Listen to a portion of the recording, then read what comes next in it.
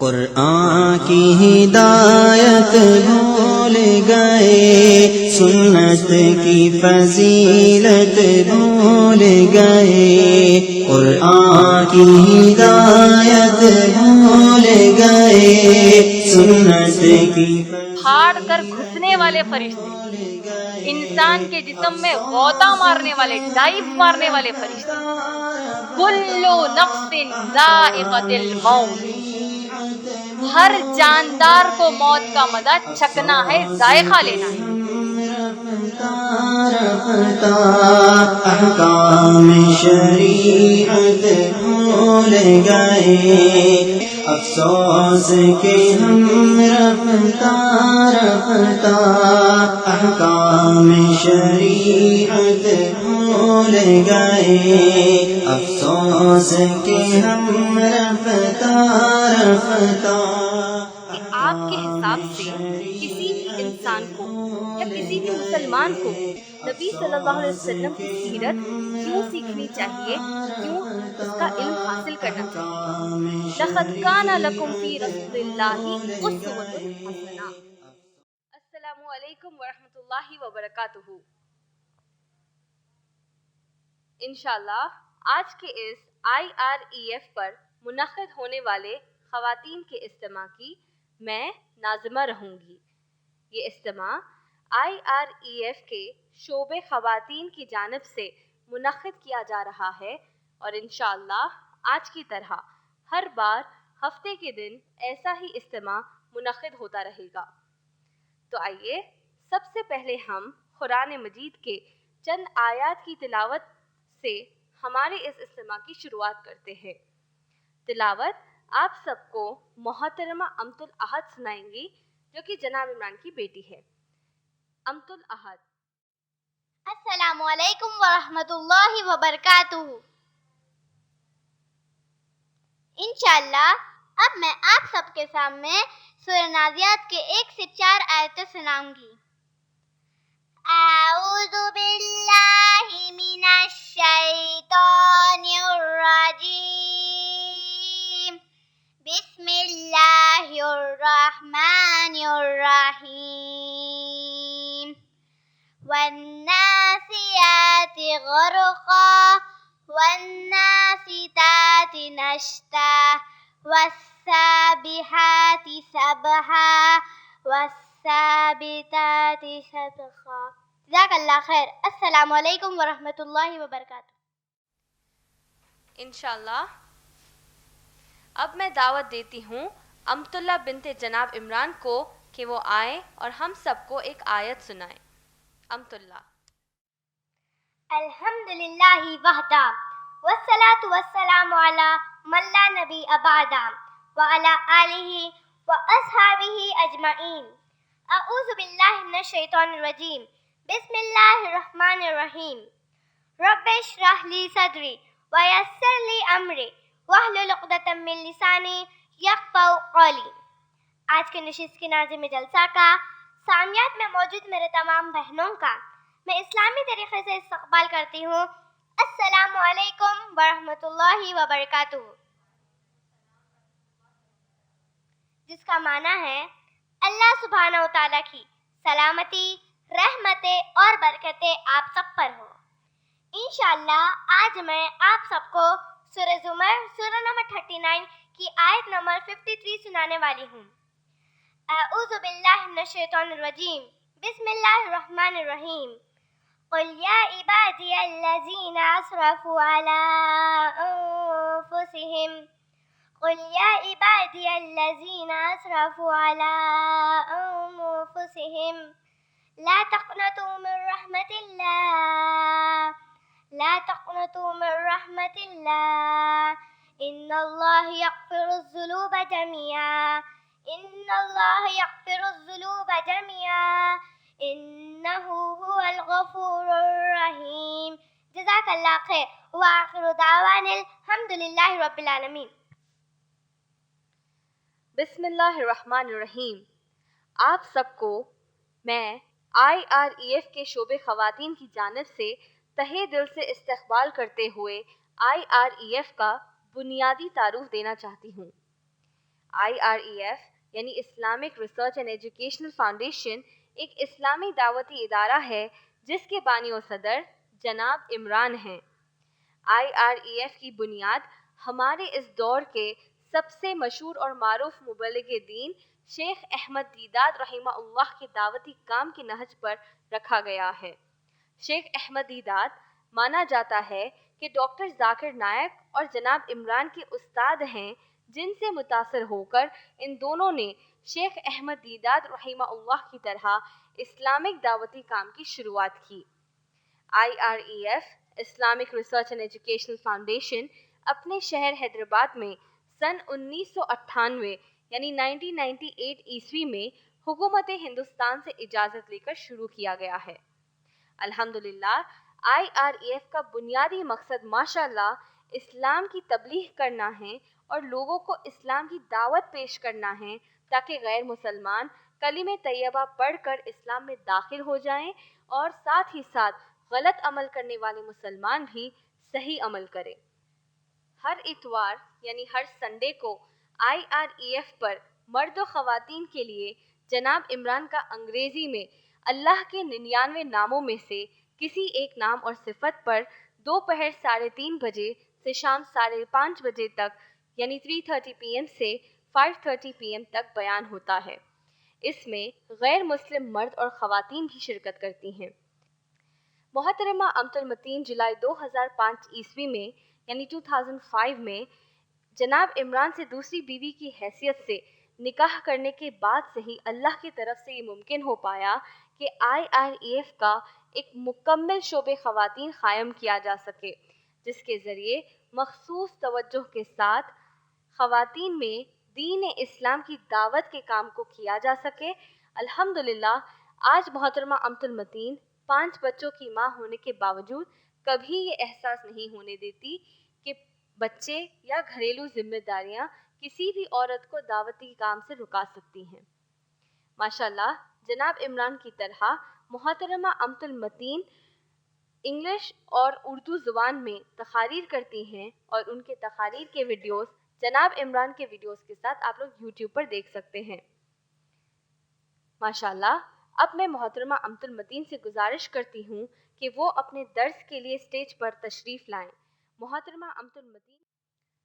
ان الحمد للہ نحمده ونستعینه ونستغفره ونؤمن به ونتوکل علیہ ونعوذ باللہ من شرور انفسنا ومن سیئات اعمالنا فمن یهد اللہ فلا مضل له ومن یضللہ فلا ہادی له ونشهد ان لا الہ الا اللہ وحدہ ولا شریک له ونشهد ان محمدا عبده ورسوله اما بعد فإن خير الحديث كتاب الله وخير الهدي هدي محمد صلى الله عليه وسلم وشر الأمور محدثاتها وكل محدثة بدعة وكل بدعة ضلالة وكل ضلالة في النار اما بعد وقال الله تعالى في القرآن المجيد والفرقان الحميد في سورة النازعات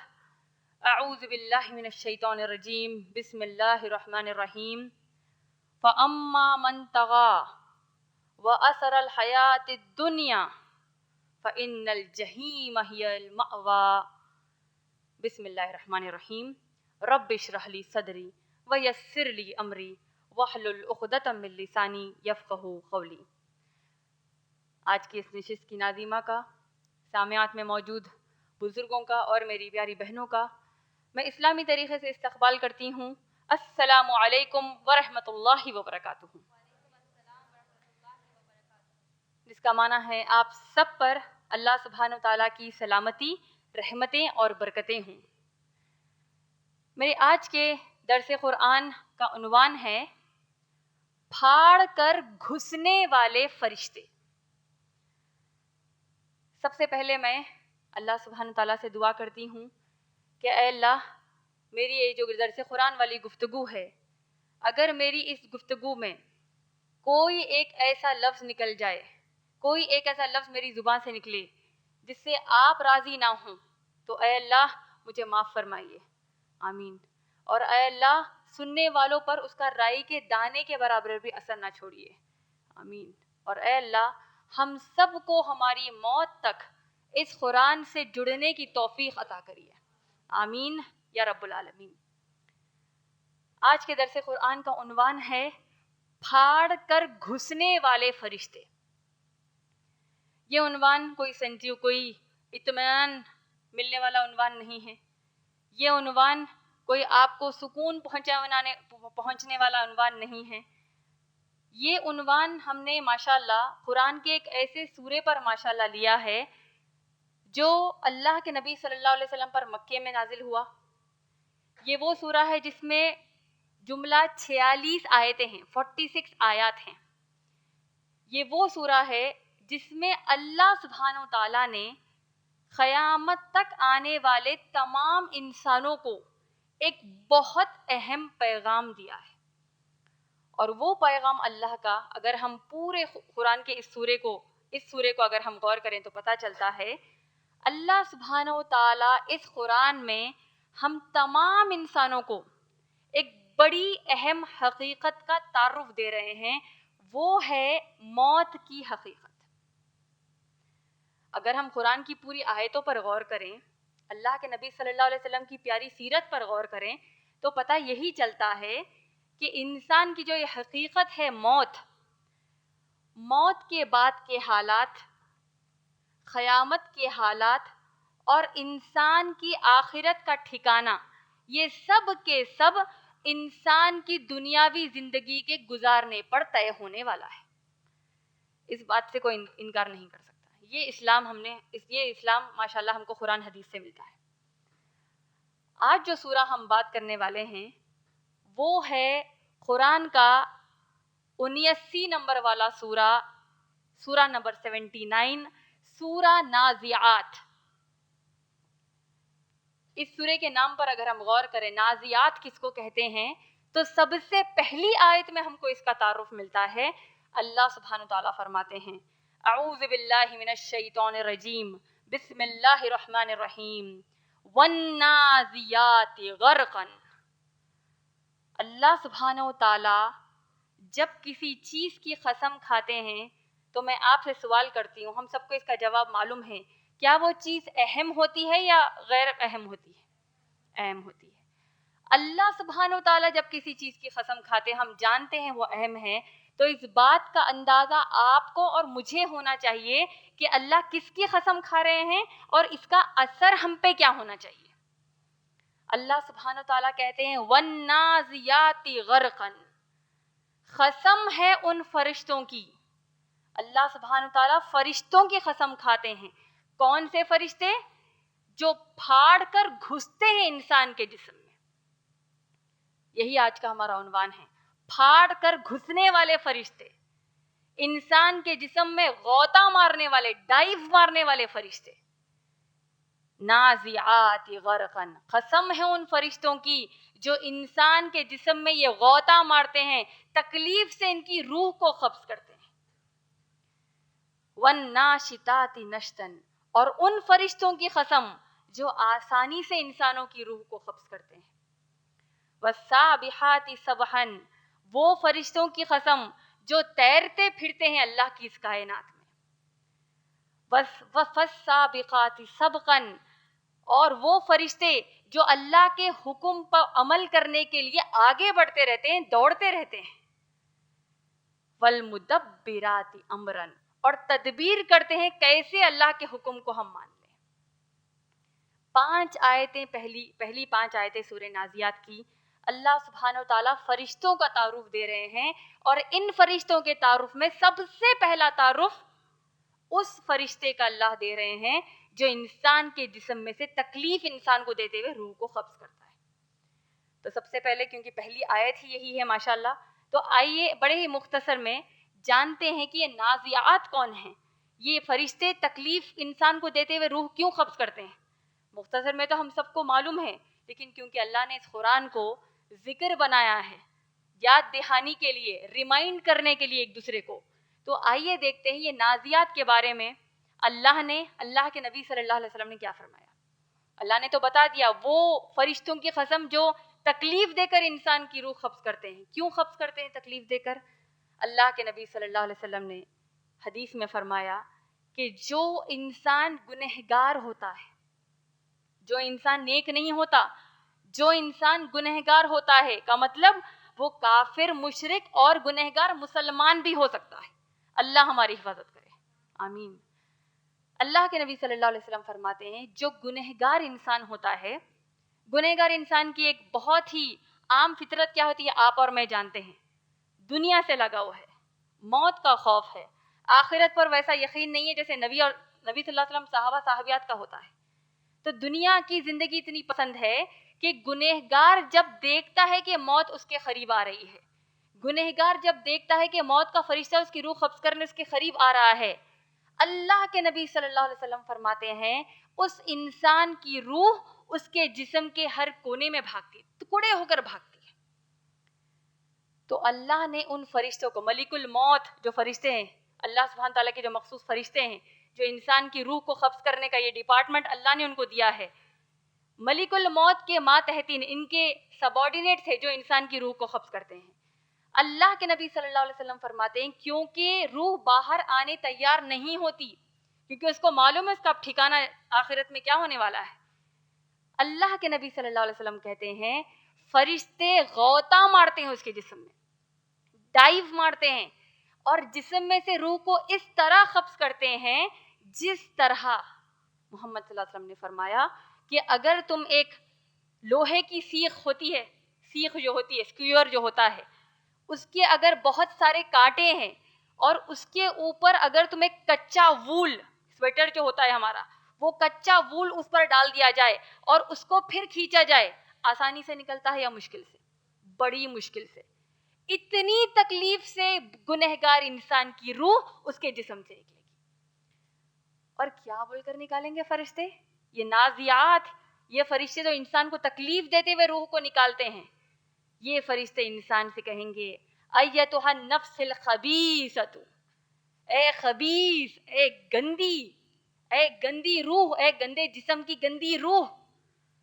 میری بہنوں اندازہ کریے موت کے وقت یہ سننے کو ملتا ہے جو گنہگار ہوتے ہیں. ایتھا النفس الخبیثۃ اخرجوا، باہر نکلو، الی غضب اللہ، اللہ کے عذاب کے لیے، اللہ کے غضب کے لیے باہر نکلو. اس طریقے سے فرشتے انسان کی روح کو ایک بدبودار جہنم کے کپڑے میں لپیٹ دیتے ہیں. اللہ ہم سب کی حفاظت کرے ان حالات کو دیکھنے سے. اللہ ہم کو نیک بندوں میں سے بنا دیجیے جو یہ حالات نہیں دیکھیں گے انشاءاللہ، آمین. دوسری آیت اللہ نے کہا وَالنَّاشِطَاتِ نَشْطًا، اور ان فرشتوں کی قسم جو آسانی سے انسان کی روح کو نکالتے ہیں. یہ کون بندے ہیں؟ اللہ کے مومن بندے ہیں. اللہ ہم کو ان میں سے کر دیجیے، آمین. نیک انسان کے پاس جب نیک انسان کو موت آتی ہے، اللہ کے نبی صلی اللہ علیہ وسلم فرماتے ہیں فرشتے انسان کے پاس آ کر کہتے ہیں ایتھا النفس الطیبہ، اے پاک، اے پیاری روح، اے پیارے جسم کی پیاری روح، اخرجوا، باہر آ جاؤ، اللہ کی جانب جو رضوان، تمہاری توبہ کو قبول کرنے والا، آپ کی رضوان، آپ کو راضی، اللہ آپ سے راضی ہیں. یہ کہہ کر روح کو نکالا جائے گا. اللہ کے نبی صلی اللہ علیہ وسلم نے مثال دی جس طرح ایک جگ سے، ایک برتن سے پانی کتنی آسانی سے نکلتا ہے، ایک نیک انسان کی روح اتنی آسانی سے نکل جائے گی. تیسری آیت میں اللہ نے کہا وَالسَّابِقَاتِ سَبْقًا وَالسَّابِحَاتِ سَبْحًا، اور وہ فرشتوں کے بارے میں اللہ نے بتایا جو تیرتے پھرتے ہیں.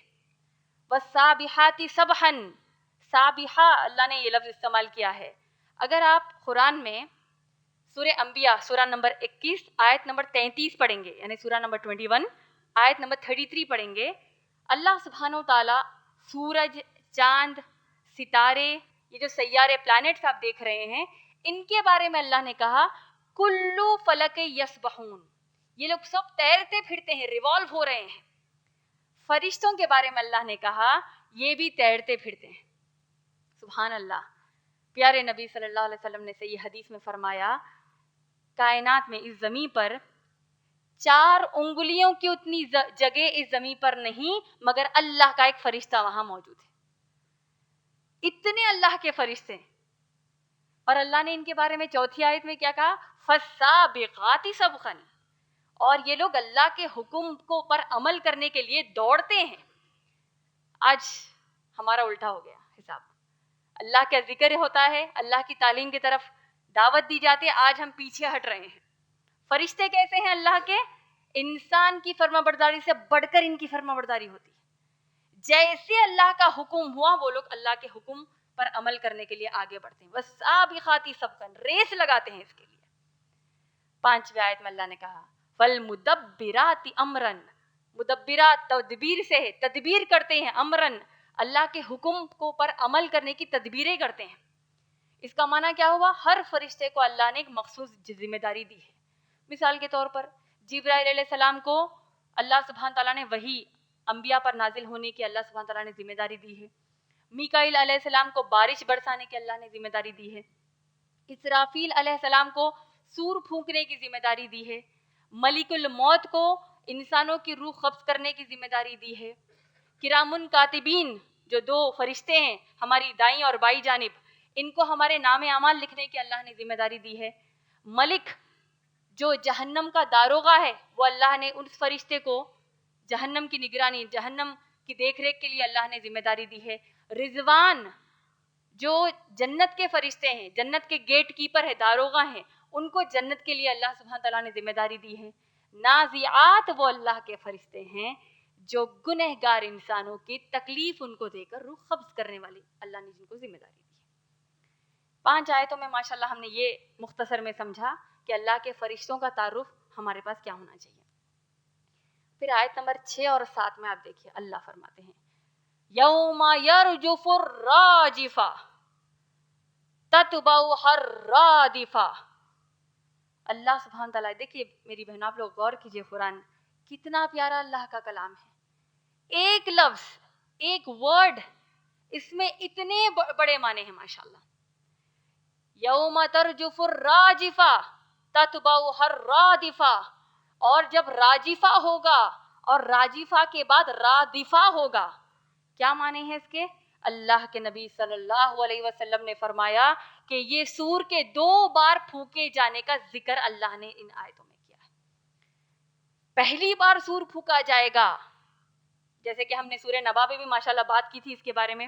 پہلی بار جب سور پھونکا جائے گا، محمد صلی اللہ علیہ وسلم نے فرمایا سب کے سب بے ہوش، سب کے سب مر جائیں گے۔ اس بات کا ذکر اللہ نے سورہ زمر میں کیا ہے، سورہ نمبر 39 آیت نمبر 68۔ اللہ نے کیا فرمایا؟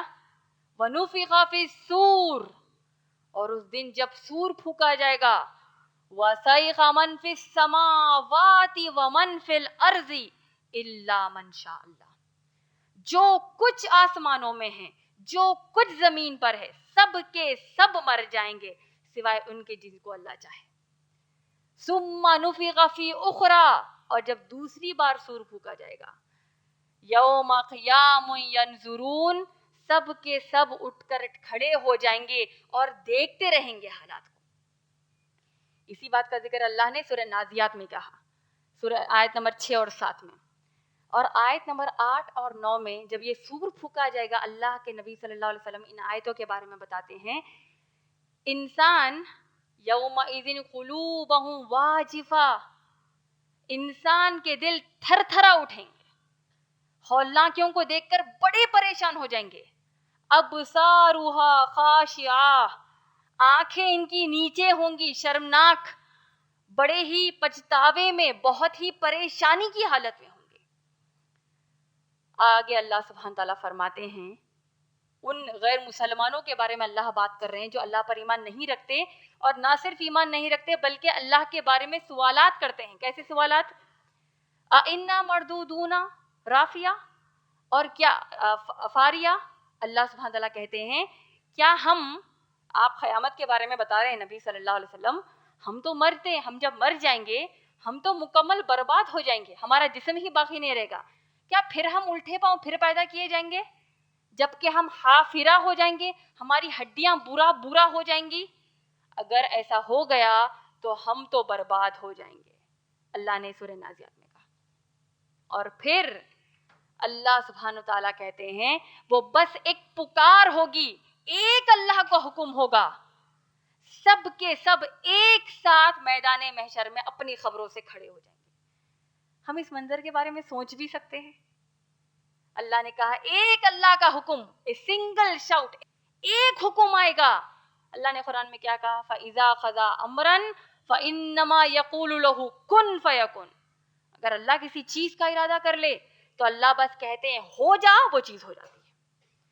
تو قیامت کے لیے اللہ سبحانہ تعالیٰ نے کہا سور پھونک دیا جائے گا، ایک اللہ کا حکم ہوگا، سب کے سب ایک ساتھ میدان محشر میں کھڑے ہوں گے. پھر آیت نمبر 15 سے آیت نمبر 26 میں اللہ سبحانہ تعالیٰ نے ایک مخصوص واقعہ، ایک مخصوص قصہ اللہ نے بیان کیا ہے.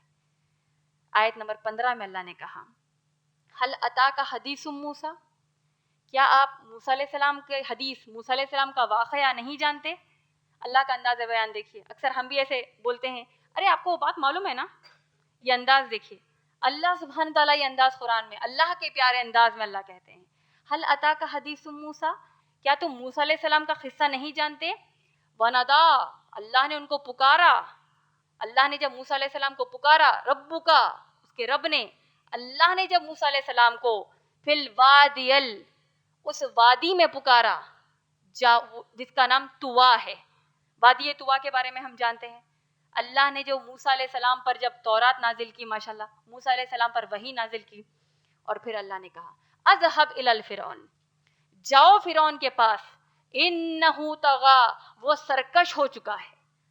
طغا کا مطلب ہے حد کو پار کر دیا. یہی وجہ ہے اللہ نے قرآن میں جو لوگ اللہ کے علاوہ کسی اور کی عبادت کرتے ہیں ان جھوٹے خداؤں کو طاغوت کہا ہے. یعنی اللہ کی عبادت کرنی ہے لیکن یہ لوگ حد پار کر رہے ہیں ان کی عبادت کرنے کے لیے. تو اللہ نے فرعون کے بارے میں کیا کہا؟ جاؤ فرعون کے پاس، انہ طغا، وہ سرکش ہو چکا ہے. تو موسیٰ علیہ السلام فرعون کے پاس گئے اور موسیٰ علیہ السلام نے کہا یقولو، کہو ان سے. اللہ نے کہا اے موسیٰ جا کر فرعون سے کہو کیا تم پاکیزگی اختیار کرنا چاہتے ہو؟ تزکا، کیا تم پاکیزگی اختیار کرنا چاہتے ہو؟ کیا تم اللہ کی عبادت کرنا چاہتے ہو؟ تم کو چاہیے تم اللہ کی عبادت کرو، تم ایسے اللہ کی عبادت کرو جس نے تم کو اور مجھے پیدا کیا ہے تاکہ تم ڈرو. یہ اللہ سبحانہ تعالیٰ نے موسیٰ علیہ السلام کو حکم دیا. اور پھر اللہ نے کہا وآیۃ الکبریٰ، اللہ نے موسیٰ علیہ السلام کو عظیم نشانیاں عطا کی تاکہ فرعون کو اسلام کی دعوت دے سکیں. لیکن فرعون تھا تکبر والا، تھا سرکش. نشانیاں معلوم ہونے کے باوجود اس نے کیا کیا؟ وَكَذَّبَ وَعَصَىٰ، اس نے جھٹلایا نشانیوں کو اور نافرمانی کی.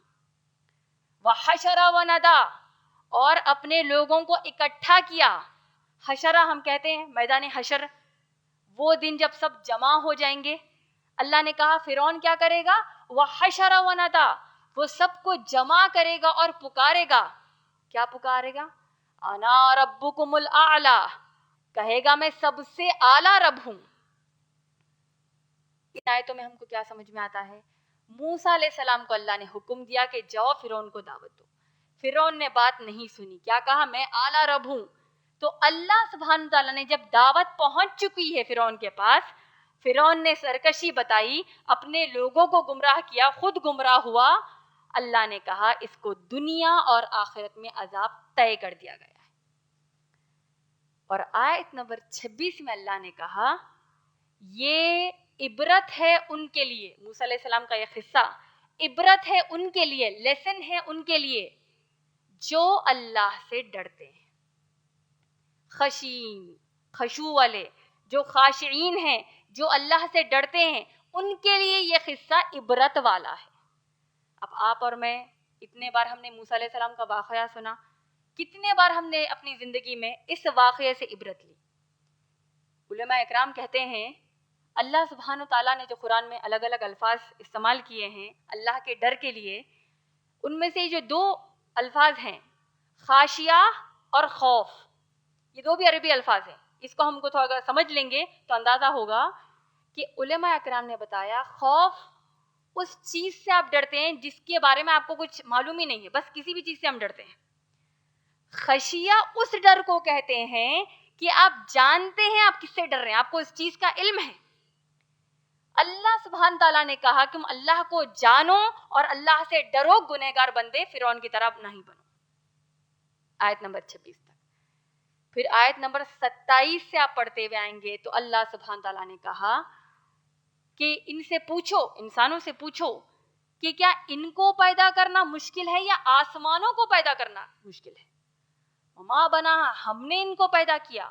آسمانوں کو اللہ کہتے ہیں ہم نے ان کو پیدا کیا ہے، ان کو اس زمین سے اونچا کیا ہے اور اس کو برابر کر دیا ہے. ان کو یہ زمین پھیلا کر ہم نے دے دی، ان کو پہاڑ اس کے اوپر گاڑ دیے، ان کو پانی برسایا، ان کو کھیتی دی ہے. اور اللہ کہتے ہیں متاعن، یہ رزق ہے ان کا، یہ ان کی غذا ہے ان کے لیے اور ان کے چوپایوں کے لیے جو جانور ہم پالتے ہیں اس زمین پر. آیت نمبر 26 تک اللہ سبحانہ تعالیٰ، آیت نمبر 33 تک اللہ سبحانہ تعالیٰ نے اپنی نعمتوں کا ذکر کیا. پھر آیت نمبر 34 سے آپ دیکھیں گے اللہ فرماتے ہیں وَإِذَا جَاءَتِ الطَّامَّةُ الْكُبْرَى، اور جب بہت بڑی آفت ان پر ٹوٹ پڑے گی. کون سی آفت، کون سی مصیبت؟ دنیا کی ایک 2 کوڑی کی مصیبت کے بارے میں اللہ نے بات نہیں کی، کیونکہ وہ مصیبت ہی نہیں ہے. سب سے بڑی مصیبت، سب سے خطرناک منظر ہے تو وہ قیامت ہے. اور آج اس قیامت کے بارے میں ہم بڑے آسانی سے بات کرتے ہیں. آپ نے سنا ہوگا اٹھتے بیٹھتے جب ہم گفتگو کرتے ہیں، کسی کو کچھ کام دے دیا تو کہتے ہیں ارے بھائی یہ قیامت آئے تک اب یہ کام پورا نہیں کرے گی. نعوذ باللہ. عام ہم نے سنا ہے اسے، ابا قیامت آ جاتی اس کا کام پورا ہوتا ہی نہیں. نعوذ باللہ. گویا کہ قیامت آنے والی آخری ایک، ہاں دنیا ختم ہو جائے گی، انسان ختم ہو جائیں گے، قیامت آنے والی ہے، ایسا ہمارے پاس تعارف ہے، اس لیے ایسے جملے ہم نکالتے ہیں. آج اللہ نے کیا کہا وَإِذَا جَاءَتِ الطَّامَّةُ الْكُبْرَى، اور جب یہ بہت بڑی آفت ان پر آ جائے گی. بہت غور سے سنیے، ان الانسان یتذکر من سعی، انسان اس دن اپنے اعمال یاد کرے گا. پھر اللہ نے کہا جن آیتوں سے میں نے اپنے درس قرآن کو شروع کیا تھا، فَأَمَّا مَن طَغَى، وہ شخص جس نے سرکشی کی، جس نے اپنی حد پار کر دی. مسلمان بھی ہو سکتا ہے، غیر مسلمان تو ہے ہی، مسلمان بھی ہو سکتا ہے. جس نے اپنی حد پار کر دی، گنہگاری میں اپنی زندگی لگا دی. فَأَمَّن طَغَى وَأَثَرَ الْحَيَاةِ الدُّنْيَا، اور دنیا کی زندگی کو آخرت کی زندگی پر ترجیح دی، دنیا کو زیادہ عظیم کیا، آخرت ٹھیک ہے آنے والی ہے. وَأَمَّن طَغَى، جس نے طغا کیا، ٹرانسگریس اگینسٹ دیم سیلفز، جس نے حد پار کر دی اور دنیا کی زندگی کو ترجیح دی آخرت کی زندگی پر، فَإِنَّ الْجَحِيمَ هِيَ الْمَأْوَى، ان کے لیے بے شک دوزخ کی آگ ان کا ٹھکانہ ہے. تو اے میری پیاری بہنوں، آپ اور میں کیوں آج اس خوش فہمی میں جی رہے ہیں؟ لا الہ الا اللہ محمد رسول اللہ پڑھ لیا، جنت کا ٹکٹ ہمارے ہاتھ میں. کیا کہا اللہ نے؟ فَأَمَّن طَغَى وَأَثَرَ الْحَيَاةَ الدُّنْيَا فَإِنَّ الْجَحِيمَ هِيَ الْمَأْوَى، ان کے لیے جہنم ان کا ٹھکانہ ہے. میں آپ سے ایک بڑا ہی آسان سوال کرتی ہوں، کیا آج آپ اور میں دنیا کے پیچھے بھاگ رہے ہیں یا آخرت کے پیچھے؟ ہم سب کون سی چیز کے لیے بھاگ رہے ہیں؟ اس کے لیے کوئی انعام کی بھی ضرورت نہیں، ہم سب جانتے ہیں سب کے سب ہم دنیا کے لیے ہی تو بھاگ رہے ہیں. اللہ نے کہا ٹھیک ہے ٹھکانہ تمہارا جہنم ہے. پھر اللہ نے کہا فَأَمَّنْ يَخَافَ رَبُّكَ، اور وہ شخص جو اللہ کے سامنے کھڑے ہونے سے ڈرتا ہے اور اپنی نفس نے جو اس کو برائی سکھائی ہے اس کو کنٹرول کرتا ہے، اس نفس کے خلاف جاتا ہے. فَأَمَّا الْجَنَّةُ هِيَ الْمَأْوَى، اس شخص کے لیے جنت ہے، جنت اس کا آخری ٹھکانہ ہے. ان آیتوں پر غور کریے میری بہنوں، ان سورہ نازیات کی آیتوں پر آپ غور کیجئے. اللہ سبحانہ و تعالیٰ 2 قسم کے انسانوں کی گفتگو کر رہے ہیں، 2 قسم کے انسانوں کا تعارف دے رہے ہیں. آپ اور میں یا تو وہ اچھے والے شخص کی طرح ہے یا برے والے شخص کی طرح ہے. اس شخص کی طرح ہے جس کا ٹھکانہ جہنم ہے یا اس شخص کی طرح ہے جس کا ٹھکانہ جنت ہے. اگر آپ غور کریں اللہ سبحانہ تعالیٰ ایک مومن کے بارے میں جو بتاتے ہیں، قیامت کے دن مومن کا منظر کیا ہوگا، مومن کے ساتھ حالات کیا پیش آئیں گے. پیارے رسول اللہ محمد صلی اللہ علیہ وسلم فرماتے ہیں کہ جب مومن اللہ کے سامنے کھڑا ہوگا قیامت کے دن، قیامت میں جب مومن اللہ کے سامنے کھڑا ہوگا، اللہ سبحانہ تعالیٰ اس سے سوال کریں گے، اے میرے بندے، کیا تو نے یہ گناہ کیا تھا؟ کیا تو نے یہ گناہ کیا تھا؟ کیا تو نے یہ گناہ کیا تھا؟ الگ الگ فلاں فلاں گناہ اللہ اس بندے کے بتائیں گے۔ مومن اللہ کا بندہ کہے گا، بلا یا ربی، بلا یا ربی، ہاں اللہ میں نے گناہ کیا تھا، ہاں اللہ میں نے گناہ کیا تھا۔ اللہ سبحانہ و تعالیٰ کہیں گے، اے میرے پیارے بندے، دنیا میں تو نے جو زندگی گزاری ہے، دنیا میں تیرے گناہوں پر میں نے پردہ ڈال دیا تھا، آج اپنی رحمت کی وجہ سے آخرت میں بھی تیرے گناہوں پر پردہ ڈالتا ہوں، جا تیرے لیے جنت ہے۔ سبحان اللہ۔ وہی گنہگار انسان، اسی شخص کے بارے میں اللہ کے نبی صلی اللہ علیہ وسلم نے کہا، یہ وہ شخص ہے جس کو اللہ نے جنت میں جانے کے لیے کہا، اللہ کے سامنے کھڑے ہونے سے ڈرتا ہے۔ آج ہمارے پاس وہ ڈر ہے میری بہنوں؟ آج ہم چلتے پھرتے اٹھتے بیٹھتے اسلام کے بارے میں مذاق کر دیتے ہیں، اسلام کا علم حاصل نہیں کرتے، اسی لیے آج ہمارے پاس خشیہ نہیں، اللہ کا ڈر نہیں ہے۔ کیوں؟ کیونکہ اللہ نے سورہ فاطر کی آیت نمبر 28 میں کہا، اللہ سے وہی ڈرتے ہیں جو علم رکھتے ہیں۔ آج ہم کیوں نہیں ڈر رہے ہیں جیسے صحابہ صحابیات ڈرتے تھے؟ کیونکہ آج ہمارے پاس علم نہیں ہے۔ علم کیوں نہیں ہے؟ کیونکہ فرصت نہیں ہے۔ فرصت کیوں نہیں ہے؟ دنیا کے پیچھے آج ہم۔ تو اللہ سبحانہ تعالیٰ نے مومن کی یہ حالات قیامت کے بتائے ہیں۔ وہی گنہگار کے بارے میں کیا بتایا؟ جہنم جس کا ٹھکانہ ہے۔ اللہ کے نبی صلی اللہ علیہ وسلم فرماتے ہیں، صحیح مسلم کی حدیث، کہ اللہ کے سبحانہ تعالیٰ کے سامنے ایک شخص لایا جائے گا اور اللہ سبحانہ تعالیٰ اس شخص سے کہیں گے، اے میرے بندے، کیا میں نے تمہیں یہ دولت نہیں دی تھی؟ کیا میں نے تمہیں ایک اچھی بیوی نہیں دی تھی؟ اور عورت ہوگی تو اچھا شوہر نہیں دیا تھا؟ کیا تم کو میں نے بے شمار یا الگ الگ نعمتیں دنیا میں نہیں دی تھی؟ بندہ یا بندی کہیں گے، ہاں اللہ، آپ نے ہمیں یہ نعمتیں دی تھی۔ اللہ کہیں گے، کیا تم کو معلوم تھا کہ ایک دن تم کو مجھ سے ملنا ہوگا، اللہ سے ملاقات کرنا ہوگا؟ بندہ یا بندی کہیں گے، اے اللہ، ہم کو نہیں معلوم تھا۔ اللہ کہیں گے، تمہارے لیے جہنم ٹھکانہ ہے، تم کو آج میں بھول چکا ہوں جس طرح تم دنیا میں مجھے بھول چکے تھے۔ دوسرے قسم کا شخص آئے گا، وہی یہی بات کرے گا، اس کے لیے بھی یہی جواب ہو جائے گا۔ تیسرے قسم کا شخص ہوگا، بڑے غور سے سنیے، تیسرے قسم کا شخص ہوگا، اللہ کا یہی سوال کریں گے، کیا تجھ کو امید تھی کہ تم مجھ سے ملنے والا قیامت میں؟ بندہ کہے گا نہیں، اللہ نے کہا دنیا میں تو مجھے بھول گیا، آخرت میں آج میں تجھے بھول جاؤں گا۔ یہ تیسرے قسم کا جو شخص ہوگا، یہ اللہ سے کہے گا، اللہ نے یہ بات کہہ دی، اس کے بعد اللہ سے کہے گا، اے اللہ، میں نے اس زمین پر آپ کے لیے بے شمار نمازیں پڑھی، بے شمار روزے رہے، بہت کچھ کیا ہے اللہ، اتنی اتنی نیکیاں کی، تمام نیکیاں اللہ سبحانہ تعالیٰ کے سامنے بندہ گنا دے گا۔ آپ بھی دیکھیے، آج ہم بڑے سکون میں ہیں، ماشاءاللہ، میں نماز پڑھتی ہوں، زکوٰۃ دیتی ہوں، روزے رہتی ہوں۔ ہماری بڑی عمر کے خواتین سے آپ پوچھ لیجئے، نوجوان ہماری بہنوں سے پوچھ لیجئے، ہر عمر میں آپ دیکھیے ایک سکون ہے اپنی زندگی میں۔ دنیا کی جو تکلیفات ہے سو ہیں، لیکن جب نیکیوں کے بارے میں بات ہوتی ہے، اسلام کی جب بات ہوتی ہے، ماشاءاللہ ہم روز صبح اٹھ کے قرآن پڑھتے ہیں، ماشاءاللہ، ہاں ہم ایک محفل میں کہتے ہیں، ہاں ہم نیک، ہمارا ٹیگ ہے، ہم نیک لوگ ہیں، ہے کہ نہیں؟ اللہ ہماری حفاظت کرے ایسے قسم کے لوگ بننے سے۔ اللہ کے نبی صلی اللہ علیہ وسلم فرماتے ہیں کہ یہ شخص اپنی تمام نیکیاں جب گنائے گا، اللہ سبحانہ تعالیٰ کہیں گے رک جا، اللہ کہیں گے رک جا، اور اللہ کہیں گے کیا میں تمہیں تمہارے خلاف ایک گواہ آج نہ بتا دوں؟ ایک وٹنس، کورٹ میں آپ دیکھتے ہیں کوئی وٹنس آپ کے خلاف آ گیا اور آپ کے خلاف خوب گواہی دے رہا ہے تو آپ تو اندر ہی ہو جائیں گے، پھانسی تک چلے جائیں گے۔ بندے کو اللہ کہیں گے کیا میں تمہارے خلاف کوئی گواہ آج تمہارے سامنے کھڑا نہ کر دوں؟ بندہ سوچے گا، محمد صلی اللہ علیہ وسلم نے کہا، بندہ سوچ میں پڑ جائے گا، میں نے تو اتنی نیکیاں کی ہے، میرے خلاف کون گواہی دے گا؟ اللہ سبحانہ و تعالیٰ اس انسان کے منہ کو سیل کروا دیں گے، منہ کو بند کروا دیں گے، انسان کی ران، اس کی تھائی بول پڑے گی جو کچھ انسان اس دنیا میں کرتا تھا، ہاتھ بول اٹھیں گے جو کچھ دنیا میں کرتا تھا، پیر بولیں گے جو کچھ دنیا میں کرتا تھا، اور بالآخر اللہ سبحانہ تعالیٰ جہنم اس کا ٹھکانہ بنا دیں گے۔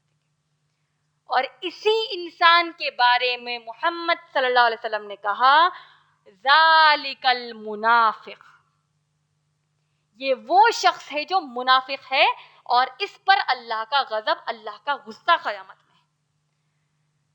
اب یہ آپ کے اور میرے ہاتھ میں ہے، کیا ہم اپنی حد کو پار اس دنیا میں کرنا چاہتے ہیں؟ یہ 2 کوڑی کی دنیا کے لیے آخرت کو گنوانا چاہتے ہیں، یا دنیا کو جیسے ہم عام طور پر کہتے ہیں کہ چلتے بنو، دنیا کو چھوڑ کر آخرت کی فکر کرنا چاہتے ہیں؟ پھر آیت نمبر 42 سے آیت نمبر 46 میں اللہ سبحانہ تعالیٰ نے کہا یسألونک عن الساعۃ ایان مرساها، اے نبی صلی اللہ علیہ وسلم یہ لوگ آپ سے پوچھتے ہیں کہ قیامت کب آنے والی ہے، فیما انت ان منذرون، اس سے آپ کو کوئی لینا دینا نہیں ہے، یہ آپ کا ڈپارٹمنٹ ہے ہی نہیں، آپ کو اس کے بارے میں معلومات ہے ہی نہیں۔ ان اللہ، بے شک صرف اللہ کو معلوم ہے کہ قیامت کب آنے والی ہے۔ علماء اکرام قرآن حدیث کی تعلیمات کو اکٹھا اگر آپ کریں گے تو علماء اکرام بتاتے ہیں کہ کوئی اگر قیامت کے تعلق سے سوال کرتے ہیں تو وہ 2 قسم کے سوالات کرنے والے ہوتے ہیں، ایک کافر یا گنہگار کی طرح، جس طرح کافر بتاؤ کب آئی قیامت، کب آئے گی بتاؤ، ہم تو آج شرک کر رہے ہیں، قیامت تو آئی نہیں، یہ ایک طریقے کا سوال ہوا۔ ایک ہوا ایک مومن کا سوال، جیسے صحابہ اللہ کے نبی صلی اللہ علیہ وسلم سے پوچھتے تھے کہ اللہ کے نبی صلی اللہ علیہ وسلم قیامت کب آئے گی؟ اللہ کے نبی صلی اللہ علیہ وسلم نے سوال کیا آپ نے اس کی تیاری کیا کی ہے؟ صحابی نے کہا میں نے خاص کچھ نیکیاں تو نہیں کی، بس اللہ اور اس کے نبی صلی اللہ علیہ وسلم سے بے پناہ محبت کرتا ہوں۔ اللہ کے نبی صلی اللہ علیہ وسلم نے کہا تم جس سے محبت کرو گے اسی کے ساتھ قیامت میں اٹھائے جاؤ گے۔ اب آپ اپنا، میں اپنا، ہم سب اپنا اپنا جائزہ لیں گے۔ آج ہم دنیا میں یہ بالی ووڈ ہالی ووڈ سے متاثر ہو رہے ہیں، یہ 2 کوڑی کے سیریل سے متاثر ہو رہے ہیں، ان تمام انسانوں سے متاثر ہو رہے ہیں جنہوں نے آخرت کی فکر ہی نہیں رکھی۔ اللہ کے نبی صلی اللہ علیہ وسلم کی سیرت کے بارے میں ہم نہیں سنتے، صحابہ صحابیات کے بارے میں نہیں سنتے، تو پھر آج ہم اپنا ٹھکانہ جنت بنانے کی پلاننگ کر رہے ہیں یا جہنم؟ ہم کو ہمارا حساب لینا ہے۔ آخری آیت سورہ نازیات کے اللہ سبحانہ تعالیٰ کہتے ہیں آپ سے قیامت کے بارے میں سوال کر رہے ہیں، ان سے کہہ دیجئے کہ اس کا ذمہ صرف اللہ کا، اللہ ہی کو معلوم قیامت کب آئے گی۔ اور یوم ینظر الانسان، اس دن انسان جب قیامت کو دیکھے گا تو وہ سوچ میں پڑ جائے گا کہ شاید میں دنیا میں صبح کا تھوڑا وقت یا پھر شام کا تھوڑا وقت ہی تھا۔ میری بہنوں غور کیجئے، یہ قیامت کے بارے میں ہم نے ہو سکتا ہے پیدائش سے لے کر، ہوش سنبھالنے سے لے کر اب تک بے شمار قصے سنے ہیں، بے شمار احادیث، بے شمار قرآن کی آیتیں سنی ہیں، اثر ہم کو کیوں نہیں ہو رہا ہے؟ عمل میں نہیں لاتے۔ صحابہ صحابیات کی سیرت کو پڑھتے نہیں، ہم عمل نہیں کرتے، اسی لیے آج ہم عمل میں نہیں آ رہے ہیں۔ کیسے پیارے اللہ کے نبی صلی اللہ علیہ وسلم، وہ جو سب سے پہلے جنتی ہیں، اللہ کے نبی، پیارے نبی صلی اللہ علیہ وسلم اللہ سے استغفار کرتے ہیں، اللہ سے مغفرت طلب کرتے ہیں اور اپنی امت کے لیے دعائیں کرتے ہیں، اور آج ہم اس کا کیا صلہ دے رہے ہیں؟ پیارے صحابہ صحابیات، ہماری ام المومنین خدیجہ رضی اللہ تعالیٰ عنہ، بیسٹ انویسٹر، کیسے انویسٹ کیا؟ اپنی جان، اپنے مال کو آخرت کے لیے انویسٹ کیا، آج ہم دنیا میں کر رہے ہیں۔ عائشہ رضی اللہ تعالیٰ عنہ، عائشہ رضی اللہ تعالیٰ عنہ کا مکان کتنا چھوٹا ہے ہم سب جانتے ہیں، پیر لامبے کیے تو دیوار لگ جائے گی، سر لگ جائے گا، اتنا چھوٹا مکان، اتنی کم عمر، دنیا کی فکر نہیں ہے۔ 1,00,000 درہم تحفے میں آ رہے ہیں تو اسی وقت خیرات کر دیتی ہے، ان کو اپنا خیال ہی نہیں رہتا۔ جو غلام ہوتی ہے، جو لونڈی ہوتی ہے، جو سلیو گرل ہوتی ہے، اس نے کہا کہ اے پیاری ام المومنین عائشہ رضی اللہ تعالیٰ عنہ، آپ نے تو پورا مال خیرات کر دیا، آپ روزہ ہیں، آپ ہو سکتا ہے تھوڑا اپنے لیے اگر مال رکھ لیتی تو ہم کچھ خرید کر آپ کے لیے لا لیتے۔ عائشہ رضی اللہ تعالیٰ نے کہا پہلے بتانا چاہیے تھا۔ دیکھیے زندگی جینے کا طریقہ دیکھیے، ان کو آج ہم روزہ رہتے ہیں تو ایسا لگتا ہے کہ دنیا میں ان سے زیادہ، ہم سے زیادہ متقی کوئی ہے ہی نہیں، ہم روزہ رہ رہے ہیں، کھانے پینے کو ہم نے چھوڑ دیا، عبادتیں کر رہے ہیں پہلی بار۔ آج ہماری یہ کیفیت ہے، لیکن عائشہ رضی اللہ تعالیٰ عنہ جیسے مالا تھا اللہ کی راہ میں خیرات کرتی، جیسے دین کو ضرورت ہوتی ماشاءاللہ آگے بڑھ جاتی۔ ام دہدہ رضی اللہ تعالیٰ عنہ، ابو دہدہ رضی اللہ تعالیٰ عنہ کی بیوی، ابو دہدہ رضی اللہ تعالیٰ عنہ کی بیوی، ہماری صحابیہ، ان کے بارے میں ہم نے کتنے بار سنا.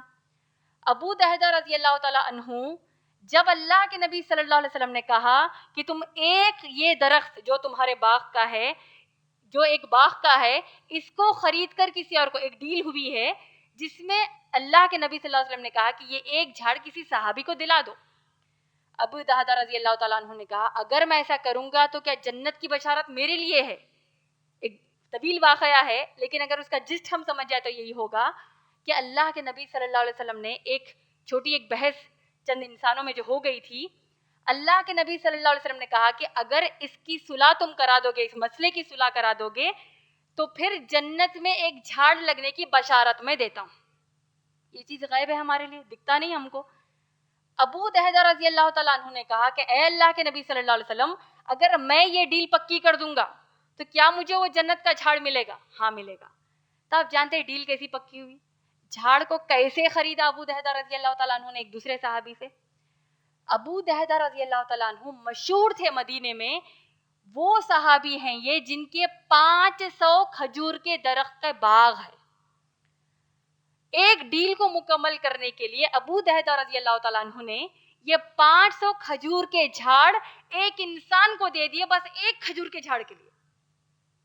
کیوں؟ کیونکہ نبی صلی اللہ علیہ وسلم نے کہا کہ جنت میں ایک جھاڑ تم کو ملے گا. اور اس سے زیادہ سرپرائزنگ، اس سے زیادہ ہم عورتوں کے لیے سیکھ یہ ہے، جب ابو دہدہ رضی اللہ تعالیٰ عنہ نے جب خوشی اپنی ظاہر کی کہ ماشاءاللہ اللہ کے نبی صلی اللہ علیہ وسلم نے کہا کہ جنت میں میرے لیے جھاڑ لگ گیا، اور اس جھاڑ پر جتنے میوے ہیں اتنے جھاڑ لگ گئے، اور اتنے جھاڑوں پہ جتنے میوے اتنے جھاڑ لگ گئے. اتنے جھاڑ جب جنت میں ابو دہدہ رضی اللہ تعالیٰ عنہ کے لیے لگ رہے ہیں، اپنی پیاری بیوی ام دہدہ ہماری صحابیہ رضی اللہ تعالیٰ عنہ کے پاس جب آتے ہیں اور کہتے ہیں کہ اے ام دہدہ رضی اللہ تعالیٰ عنہ، میں نے اتنی پیاری ڈیل پکی کر لی، وہ جو میرے 500 کھجور کے جھاڑ تھے ایک جنت کے جھاڑ کے لیے میں نے دے دیا. کیا ری ایکشن ایکسپیکٹ کریں گے آپ؟ کیا سوچیں گے؟ آج ہماری سوچ کیا ہے، صحابیہ کی سوچ کیا ہے؟ صحابیہ نے کہا اے ابو دہدہ، اے میرے پیارے شوہر، بڑے ہوشیار ہو چکے ہو، سب سے پیاری ڈیل یہی آج تم نے کی ہے. تاریخ گواہی دیتی ہے اس ڈیل کے بعد، اس جنت کی بشارت کے بعد ابو دہدہ ام دہدہ رضی اللہ تعالیٰ عنہما اتنی تکلیف کی زندگی گزارے، لیکن ایک بار ام دہدہ رضی اللہ تعالیٰ عنہ نے نہیں کہا کیونکہ وہ ڈیل دیکھو آج حالات کیسے چل رہے ہیں. ایک بار نہیں کہا، بلکہ خوش ہو رہی تھی کہ ماشاءاللہ جنت میں اتنے جھاڑ لگ گئے. غیب پر ایسے ایمان تھا. جنت جو آج ہم سمجھتے ہیں کہ ہم کو وراثت میں مل جائے گی، جنت پر آج ایسا ایمان تھا ماشاءاللہ. تو آج ہم کو ضرورت ہے صحابہ صحابیات کے قصے سننے کی، ہم کو ضرورت ہے اس قرآن کو کھول کر پڑھنے کی، اس پر غور و فکر تدبر کرنے کی. کیونکہ میری بہنوں، ہم نہیں جانتے کہ آج جب ہم اپنے گھر سے لباس پہن کر اترے، لباس پہن کر اپنے گھروں سے نکلے، ہم نہیں جانتے کہ وہ لباس کے بعد پھر ہم کفن پہننے والے ہیں یا نہیں. آج ہم بڑی شان سے ہمارے کار میں ہم الگ الگ، اللہ نے جو ہم کو وہیکلز الگ الگ جو چیزیں دستیاب کی، یہ اس میں جو ہم پھرتے ہیں، ہم نہیں جانتے جیسے ہم اس کار سے نکلے پھر 4 کاندھے ہم کو لے کر جائیں گے. جو لذیذ دار کھانے آج ہم اپنے گھروں میں پکاتے ہیں، اس کو پروسنے سے پہلے ہم نہیں جانتے کہ ہم اس کو کھائیں گے یا نہیں کھائیں گے. میں اپنے آج کے درس قرآن کو اسی بات پر مکمل کرنا چاہتی ہوں کہ حقیقت کو آج ہم کو سمجھنا ہے. یہی حقیقت کہ مرنے کے بعد کی زندگی اصل زندگی ہے. میں اپنے اس درس قرآن کو قرآن کی اس آیت سے مکمل کرنا چاہتی ہوں جو سورہ آل عمران سورہ نمبر 3 آیت نمبر 185 ہے، جہاں اللہ سبحانہ تعالیٰ نے فرمایا اعوذ باللہ من الشیطان الرجیم بسم اللہ الرحمن الرحیم کل نفس ذائقۃ الموت. ہر جاندار کو موت کا مزہ چکھنا ہے، ذائقہ لینا ہے. وَإِنَّمَا تُوَفَّوْنَ أُجُورَكُمْ يَوْمَ الْقِيَامَةِ، اور اللہ سبحانہ وتعالیٰ جس نے جو نیکیاں کی جو برائیاں کی سب کو قیامت میں اس کا اجر مل جائے گا. پھر اللہ نے کہا فَإِن زُحْزِحَا عَلَى النَّارِ وَأَدْخُلَ الْجَنَّةَ فَقَدْ فَازَ، اور جس نے نیکیاں کی تاکہ جہنم سے بچ جائے اور جنت میں داخل ہو جائے تو پھر وہ کامیاب ہو گیا۔ وَمَا الْحَيَاةُ الدُّنْيَا إِلَّا مَتَاعُ الْغُرُورِ، اور یہ دنیا کی زندگی دھوکے کے سودے کے سوا کچھ بھی نہیں ہے۔ اسی کے ساتھ میں اپنے درس کا اختتام کرتی ہوں۔ وآخر دعوانا الحمد للہ رب العالمین۔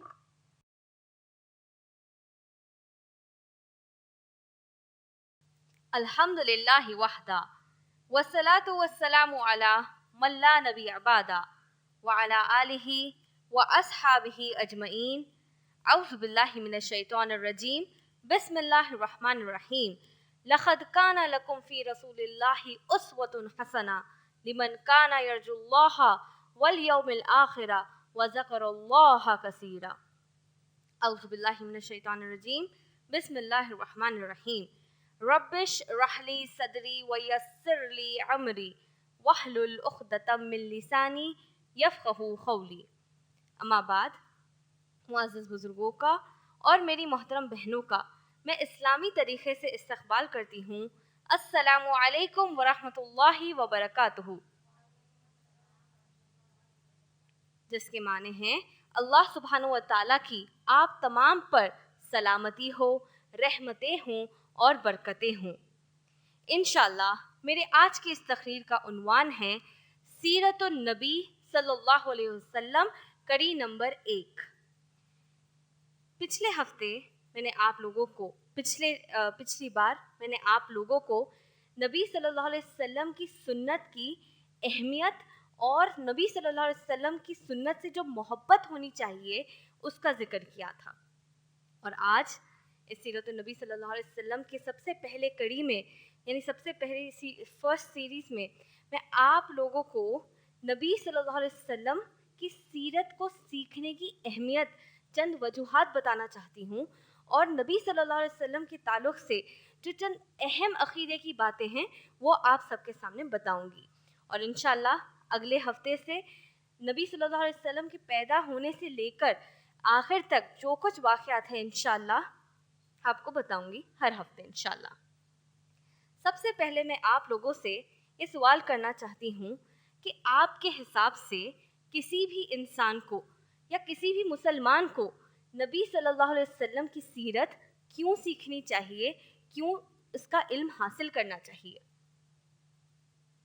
اس کا بالکل بنیادی جواب یہ ہوگا کہ اگرچہ کہ اللہ سبحانہ و تعالیٰ نے اس قرآن کو نازل فرمایا، اور اگرچہ کہ ہمارے درمیان یہ قرآن موجود ہے، لیکن پھر بھی ہم کو اس قرآن پر عمل کرنے کے لیے، اس قرآن کے ایک ایک احکامات پر، اس قرآن کے نقش قدم پر چلنے کے لیے ہمارے پاس ایک نمونہ، یعنی ایک آئیڈیل، ایک ایگزامپل ہونا لازم ہے، جس کے نقش قدم پر ہم چل سکے اور جنت میں اللہ ہم کو داخل کر دے، اللہ ہم اپنی رحمت کا مستحق بنا لے۔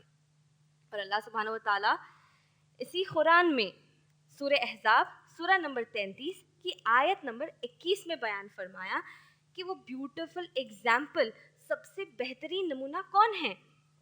اگرچہ کہ میں نے آپ سب کو پچھلی بار بھی یہ آیت بتائی تھی، میں پھر سے یہ دہراؤں گی، اور آپ لوگوں سے خاص طور پر گزارش کروں گی کہ اب کیونکہ ہم سیرت النبی پر لگاتار بیان ہوں گے، تو آپ اس آیت کے ریفرنس کو اچھی طرح سے یاد کر لیجئے، کوشش کیجئے کہ عربی میں بھی یاد کر لیں، لیکن اس کا جو مفہوم ہے اس کو آپ لوگ بالکل مت بھولیے انشاءاللہ۔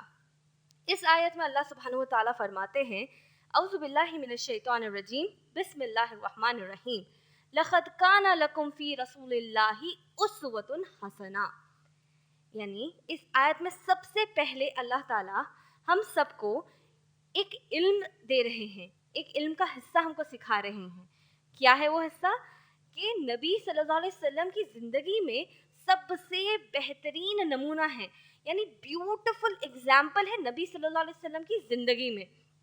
پھر آگے اللہ سبحانہ و تعالیٰ فرماتے ہیں، لقد کان لکم فی رسول اللہ اسوۃ حسنہ لمن کان یرجو اللہ والیوم الآخر وذکر اللہ کثیرا۔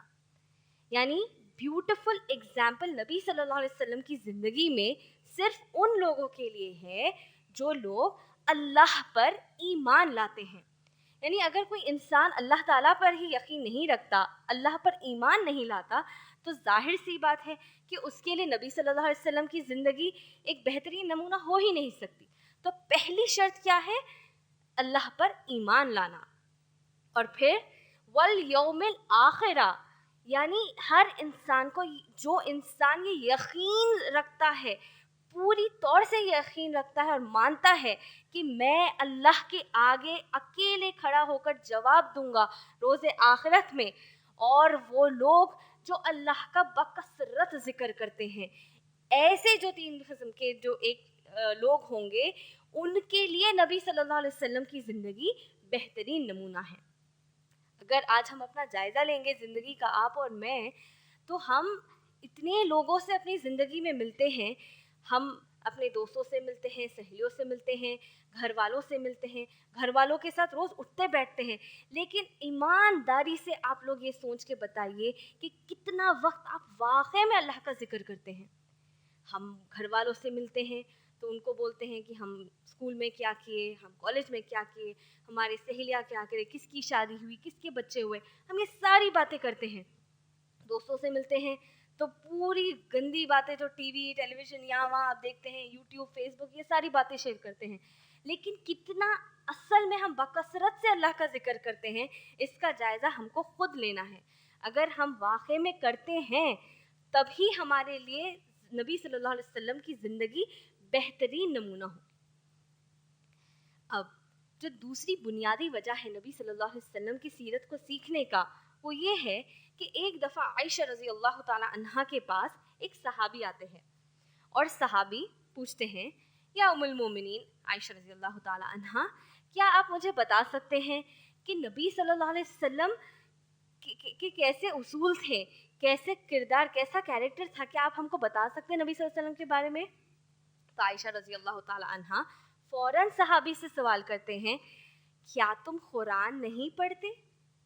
تو صحابی کہتے ہیں، یا ام المومنین بے شک پڑھتا ہوں۔ تو پھر عائشہ رضی اللہ تعالی عنہا کہتی ہیں کہ پھر نبی کی سیرت قرآن ہی تو ہے۔ تو اس حدیث سے ہم کو کیا معلوم ہوا کہ اگر ہم کو قرآن سیکھنا ہے، اگر ہم کو قرآن کی ایک ایک چیز پر عمل کرنا ہے، تو پھر نبی صلی اللہ علیہ وسلم کی زندگی سے بہتر کوئی دوسرا طریقہ ہو ہی نہیں سکتا قرآن کو سیکھنے کا، سمجھنے کا اور عمل کرنے کا۔ اور پھر ایک اور بنیادی وجہ نبی صلی اللہ علیہ وسلم کی سیرت کو سیکھنے کی یہ ہے کہ ہم زیادہ سے زیادہ جس ذات مبارک کو اللہ سبحانہ و تعالی رحمت للعالمین کہہ رہے ہیں، یعنی ساری انسانیت کے لیے رحمت کہہ رہے ہیں، وہ ذات مبارک کے بارے میں ہم زیادہ سے زیادہ ذکر کریں، خاص طور پر غیر مسلمانوں کے سامنے۔ آج ہم جس دور میں جی رہے ہیں، ہم جانتے ہیں کہ کتنے غیر مسلمان کتنی واہیات چیزیں نبی صلی اللہ علیہ وسلم کے بارے میں کہتے ہیں اور کارٹونز بناتے ہیں، اتنا سب کچھ کرتے ہیں، لیکن آپ جانتے ہیں ان سے زیادہ غلطی ہماری ہے، کیونکہ ہم ان کو نبی صلی اللہ علیہ وسلم کی سیرت بتاتے نہیں ہیں، ہم انہیں نہیں بتا پاتے، ہم ان سے بات ہی نہیں کرتے نبی صلی اللہ علیہ وسلم کی سیرت کے بارے میں، تو انہیں معلوم کیسے ہوگا؟ نبی صلی اللہ علیہ وسلم کو اللہ سبحانہ و تعالیٰ رحمت للعالمین کہہ رہے ہیں، مرسی ٹو دا مین کائنڈ کہہ رہے ہیں، لیکن ہم جانتے ہی نہیں وہ کیسے۔ ایک دفعہ نبی صلی اللہ علیہ وسلم صحابہ کے ساتھ بیٹھے ہوئے تھے، اس کا ذکر بخاری میں آتا ہے، اور وہاں سے ایک جنازہ گزرتا ہے، تو نبی صلی اللہ علیہ وسلم اپنی جگہ پہ سے اٹھ جاتے ہیں، ایک ریسپیکٹ کی طور پہ، ایک عزت دینے کی طور پہ وہ کھڑے ہو جاتے ہیں، اور صحابہ پوچھتے ہیں، یا رسول اللہ صلی اللہ علیہ وسلم آپ ٹھہر کیوں گئے، وہ تو ایک یہودی کا جنازہ ہے۔ تو نبی صلی اللہ علیہ وسلم کہتے ہیں، میں جانتا ہوں یہودی کا جنازہ ہے، تو کیا یہودی انسان نہیں ہوتا؟ ایسے ہمارے پیارے نبی محمد صلی اللہ علیہ وسلم ہیں، تو کیا ہم غیر مسلمانوں کو یہ باتیں بتا نہیں سکتے کہ کتنے اخلاق والے ہمارے پیارے نبی صلی اللہ علیہ وسلم ہیں؟ افسوس کی بات یہ ہے میری بہنوں کہ ہم خود نبی صلی اللہ علیہ وسلم کی سیرت کو نہیں جانتے، تو پھر غیر مسلمانوں سے کیسے ہم ان کو بتا سکتے ہیں؟ اللہ ہم سب کی حفاظت کرے۔ آپ یقین مانیے میری بہنوں، واللہ اگر ہم سچ میں نبی صلی اللہ علیہ وسلم کی سیرت کو پڑھنا شروع کریں گے، اس کے بارے میں علم حاصل کرنا شروع کریں گے، تو نبی صلی اللہ علیہ وسلم جتنا زیادہ ہم پڑھیں گے اتنا زیادہ ہم کو نبی صلی اللہ علیہ وسلم سے محبت ہو جائے گی۔ اور ایک اہم بات یہ ہے کہ مسلمان ہونے کی حیثیت سے، ایک مسلمہ ہونے کی حیثیت سے نبی صلی اللہ علیہ وسلم سے محبت کرنا یہ کوئی اختیاری والی بات نہیں ہے، یعنی کوئی ایک چوائس یا آپشن جیسی بات نہیں ہے۔ نبی صلی اللہ علیہ وسلم سے محبت کرنا ایک مسلمان کے لیے لازم ہے۔ اگر کوئی کہے کہ میں نبی سے محبت نہیں کرتا، نعوذ باللہ، تو وہ اسلام سے باہر ہو جائے گا۔ لیکن اگر کوئی واقعے میں نبی صلی اللہ علیہ وسلم کی سیرت پڑھ لے تو کچھ بھی ہو جائے اسے نبی صلی اللہ علیہ وسلم سے محبت ہو ہی جائے گی۔ لیکن کمال کی بات یہ ہے کہ صرف مسلمان ہی نہیں بلکہ غیر مسلمان بھی اگر نبی صلی اللہ علیہ وسلم کی سیرت پڑھ لے تو اس کو نبی صلی اللہ علیہ وسلم سے بے تحاشا محبت ہو جائے گی۔ آپ لوگ جانتے ہوں گے ہمارے اس ملک کے ایک بڑے نیتا گاندھی جی، جس کو فادر آف انڈین نیشن کہتے ہیں، ان سے ینگ انڈیا نامی میگزین والے ایک انٹرویو لے رہے تھے۔ تو وہ انٹرویور نے پوچھا گاندھی جی سے، ہم نے سنا ہے کہ آپ کچھ کسی محمد صلی اللہ علیہ وسلم کی کچھ لائف آٹو بایوگرافی پڑھ رہے ہیں، ان کی سیرت پڑھ رہے ہیں، تو کیا آپ ہمیں بتا سکتے ہیں کہ آپ کی ان کے بارے میں رائے کیا ہے، اوپینین کیا ہے؟ تو آپ جانتے ہیں گاندھی جی نے کیا کہا؟ وہ اس ینگ انڈیا میں 1920 میں وہ کہتے ہیں، I wanted to know the best of the men who swayed away the hearts of millions of mankind. وہ کہتے ہیں کہ میں جاننا چاہتا تھا آج کہ وہ کون سی ذات ہے جو اتنے سارے لوگوں کے دلوں کو بہا لے گیا، جس کے لیے کروڑاں لوگ اپنی جان تک دینے کے لیے تیار ہیں۔ اور پھر آگے وہ کہتے ہیں، I was more than convinced that it was not the sword that won the place for Islam in those days. وہ کہتے ہیں آگے کہ میں بڑے اطمینان سے سیرت پڑھنے کے بعد یہ نتیجے پر پہنچا کہ تلوار کے زور پر اسلام ان دنوں نہیں پھیلا، بلکہ it was the rigid simplicity, the utter self-effacement, his intrepidity and his scrupulous regard for his oaths, his devotion for his friends and family members, and the trust that he had in his God, and the trust that he had in his mission. یعنی انتہائی درجے والی سادگی، اور جب نبی صلی اللہ علیہ وسلم کوئی وعدہ کرتے تو اس پر قائم ہو کر دکھاتے، اور اتنے دلیر تھے نبی صلی اللہ علیہ وسلم، اور اتنا زیادہ جس ملنسار مزاج کے تھے نبی صلی اللہ علیہ وسلم اپنے گھر والوں کے ساتھ، اپنے خاندان والوں کے ساتھ اور اپنے صحابہ کے ساتھ، اور اتنے دلیر تھے کہ کبھی ڈرتے نہیں تھے، اور ان کا جو توکل تھا اللہ پر اور جو ان کا یقین تھا ان کے مقصد پر، these and not the sword won the place for Islam in those days. یہ وہ ساری چیزیں ہیں، اور تلوار ہرگز نہیں ہے جس کی وجہ سے اسلام ہر جگہ پھیلا۔ اور پھر گاندھی جی کہتے ہیں، I felt sorry that there was not more for me to read after the second volume on this great life of Muhammad صلی اللہ علیہ وسلم. وہ کہتے ہیں کہ جب میں نے سیرت جس کتاب سے وہ پڑھ رہے تھے اس کی جب والیوم 2 جلد نمبر 2 ختم ہو گئی تو اس کے آگے میرے پاس اور پڑھنے کو نہیں تھا، تو مجھے بڑا افسوس ہوا کہ میں ایسی ذات مبارک کے بارے میں اور کچھ نہیں پڑھ سکتا۔ سوچئے میری بہنوں، یہ وہ طاقت ہے ہمارے نبی محمد صلی اللہ علیہ وسلم کی سیرت کی کہ صرف مسلمان ہی نہیں بلکہ غیر مسلمان بھی نبی صلی اللہ علیہ وسلم سے محبت کرنے لگے۔ اب جو میں عقیدے والی بات بتانا چاہتی ہوں نبی صلی اللہ علیہ وسلم کے تعلق سے، وہ یہ ہے کہ سب سے پہلے ہمیں یہ واضح ہو جانا چاہیے کہ نبی صلی اللہ علیہ وسلم کسی بھی مسلمان کے لیے کوئی دو رائے نہیں ہے کہ نبی صلی اللہ علیہ وسلم سے بہتر کوئی اور اس پوری کائنات میں بہتر ہو سکتا ہے یا اچھا ہو سکتا ہے سوائے اللہ رب العالمین کے۔ لیکن آج کئی ایسے لوگ ہیں جو نبی صلی اللہ علیہ وسلم سے محبت کرنے میں اس حد تک آگے نکل جاتے ہیں کہ وہ اللہ رب العالمین کو ہی بھول جاتے ہیں، نعوذ باللہ۔ وہ اس حد تک نبی صلی اللہ علیہ وسلم سے محبت کرنے کا دعویٰ کرتے ہیں کہ وہ اللہ سے ہی ان کو برابر ٹھہرا دیتے ہیں. لیکن یاد رکھیے میری بہنوں، اللہ سبحانہ و تعالی خالق ہے اور محمد صلی اللہ علیہ وسلم اللہ کے غلام ہیں. اللہ سبحانہ و تعالی رب ہے اور اس رب کے رسول محمد رسول اللہ صلی اللہ علیہ وسلم ہیں. کسی بھی اعتبار سے ہم اللہ سبحانہ و تعالیٰ سے نبی صلی اللہ علیہ وسلم کا کوئی مقابلہ کر ہی نہیں سکتے.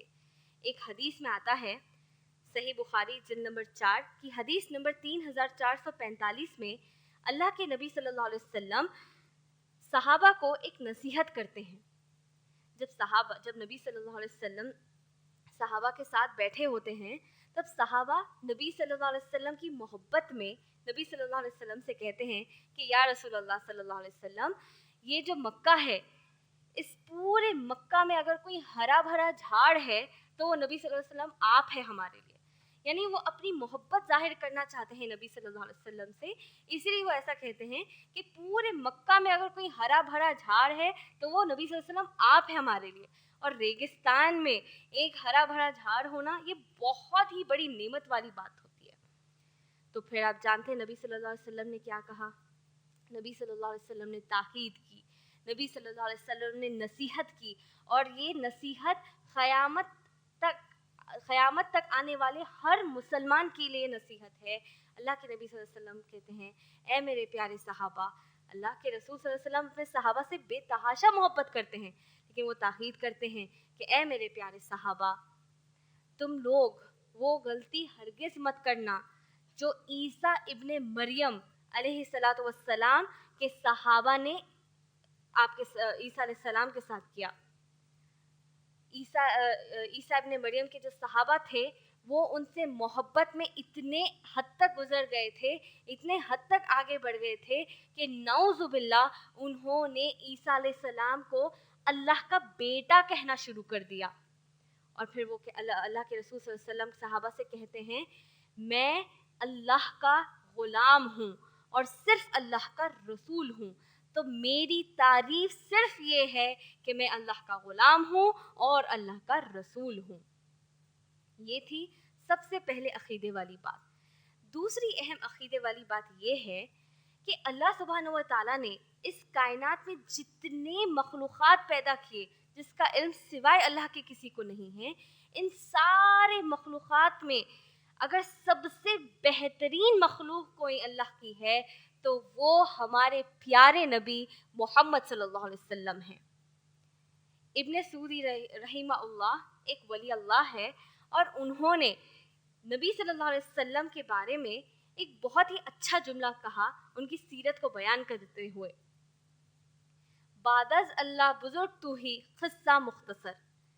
وہ کہتے ہیں کہ اللہ کے رسول صلی اللہ علیہ وسلم کی شان میں ان کی عظمت بیان کرنے کے لیے میں صرف یہ ایک ہی جملہ کہہ سکتا ہوں کہ اللہ کے بعد اگر کوئی ذات سب سے معتبر، سب سے محترم اور سب سے عزت کے لائق ہے تو وہ آپ محمد صلی اللہ علیہ وسلم کی ذات مبارک ہے. اللہ اکبر. تیسری اہم عقیدے والی بات یہ ہے کہ اللہ سبحانہ و تعالیٰ اس قرآن میں سورہ بقرہ سورہ نمبر 2 کی آیت نمبر 285 یعنی آیت نمبر 285 میں ایمان والوں کی ایک نشانی بیان کرتے ہیں اللہ سبحانہ و تعالیٰ. سب سے پہلے اللہ فرماتے ہیں، اعوذ باللہ من الشیطان الرجیم، بسم اللہ الرحمن الرحیم، آمن الرسول بما انزل الیہ من ربہ والمؤمنون.